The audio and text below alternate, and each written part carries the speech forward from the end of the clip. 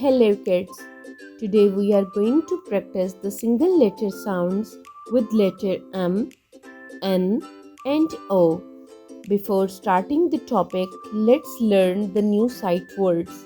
Look, this is who. Say who. Say again who. And this is has. Say has. Say again has. Now let's start reading. Who has the mango?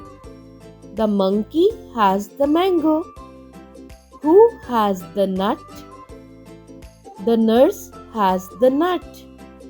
Who has the orange? The ox has the orange.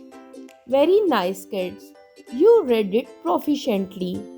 Keep learning and keep practicing the reading.